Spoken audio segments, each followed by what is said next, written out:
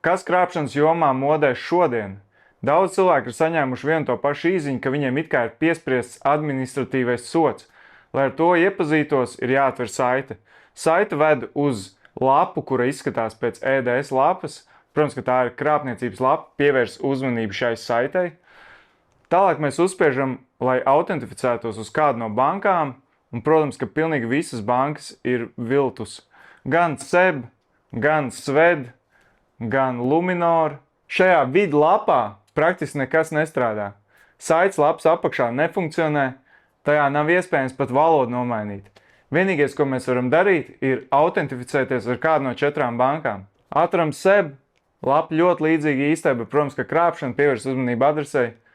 Tas pats ar Citadeli, atkal lapa ļoti līdzīga īstai, bet krāpšana. Atver Luminoru, atkal krāpšana, un tas pats ar Svetbanku. Ja tu ievadīsi šajās lapās savus datus, tās patiesībā saņems krāpnieki, ievadīs īstajā internetbankā, tev atnāks pieprasījums uz Smart ID. Ja tu to apstiprināsi, krāpnieki tiks tavā kontā. Kad krāpnieki tiks tavā kontā, viņi izdomās, ko ar to darīt. Visticamāk, paņems kredītus tavā vārdā vai vienkārši pamēģinās noskaitīt naudu no tava konta. Es uzmanīgs, vienmēr pievērs uzmanību adresei, un es ceru, ka tu kaut ko iemācījies.